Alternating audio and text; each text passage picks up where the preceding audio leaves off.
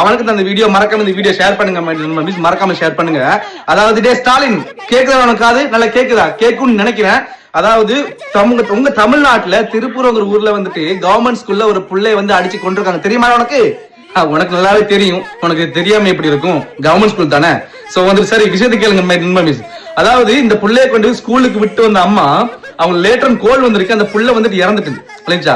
ஓடி போய் பார்த்து அந்த பிள்ளைய வந்துட்டு அவங்களுக்கு வந்துட்டு அந்த பிள்ளைக்கு மூக்கால ரத்தம் தொடச்சிருக்காங்க. அப்புறம் வந்துட்டு கழுத்து வீங்கிருக்கு, கண்ணம் வீங்கிருக்கு. சோ நான் கேட்கிறவங்க கிட்ட ஒரு நேச்சுரல் டெத்தா இருந்துன்னு சொன்னா, ஒரு நேச்சுரல் டெத் வந்துட்டு இப்படித்தான் இருக்குமா? இப்படித்தான் இருக்குமா? நான் உங்கள்கிட்ட கேட்கிறேன், உங்ககிட்ட கேட்கிறேன், நேச்சுரல் டெத் இப்படித்தான் இருக்குமா? இவனுங்க அடிச்சு கொண்டிருக்காங்க, அந்த பிள்ளைய அடிச்சு கொண்டிருக்காங்க இல்லையா? இத பத்தி இந்த மினிஸ்டரா போட்டிருக்கான் இல்லையா, யாரு? அன்பில் மகேஷ்ங்கிற ஒரு பண்ணாட. டேய், உனக்கு தகுதி என்ன தெரியுமா? நீ வந்து உதயநிதியோட உன் ஃப்ரெண்டுனாலதான் நீ இந்த எஜுகேஷன் மினிஸ்டர். இப்படியாடா இருப்பாங்க? உனக்கு என்னடா தகுதி இருக்கு? என்னடா குவாலிபிகேஷன் இருக்கு? எஜுகேஷன் மினிஸ்டரா இருக்கிறதுக்கு உனக்கு என்னடா தகுதி இருக்கு இந்த உதயநிதியோட ஃப்ரெண்டு தவிர?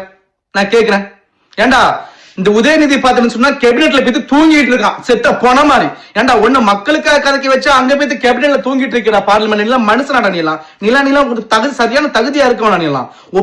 ஒப்பங்கார சிஎம்ஆ இருக்கான்னு சொல்லிட்டு மாங்கார புள்ளைய கொண்டு வந்துட்டு இங்க துணை முதலமைச்சரா போட்டு வச்சிருக்கான் பரதேசி. உன்னோட குடும்பமே நார்ன குடும்பம், கேவல கட்ட குடும்பம்.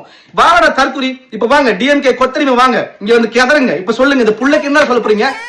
எனக்கிட்ட வந்து கத்துறீங்களா? நான் கத்துறீங்களா? இந்த புள்ளைக்கு என்ன சொல்ல போறீங்க? நான் கேக்குறேன். ஒரு தாய், அந்த தாய் புள்ளைய பெத்து 9-10 மாசம் சுமந்து அந்த புள்ளைய பெத்தெடுத்து நம்ம வாழ்க்கை தரத்தை மாத்திராதா? நம்ம வாழ்க்கை மேல போயிடாதா? அந்த புள்ளை நம்மள மாத்திராத எவ்வளவு கனவு இருப்பாங்க. இன்னைக்கு அந்த கனவை, அந்த புள்ளைய வந்து கொண்டுட்டீங்களேடா. அவனுக்கு யார பதில் சொல்லுவாங்க? என்ன சொல்ல போறீங்க நீங்க எல்லாம்? நான் தமிழ்நாட்டு மக்கள்கிட்ட சொல்லிக் கொள்றேன், இந்த மாதிரி கவர்மெண்ட் தான் நீங்க ஓட் பண்ணி கொண்டிருக்கீங்க. எப்படி? காசு வாங்கிட்டு ஓட் பண்ணி. நான் ஒண்ணு சொல்லிக் கொள்றேன், நீங்க காசு வாங்கிட்டு ஓட்டு போடுற அத்தனை பேரும் தமிழ்நாட்டு மக்களுக்கு செய்யற துரோகம்டா. இதை எழுதி வச்சுக்கோ.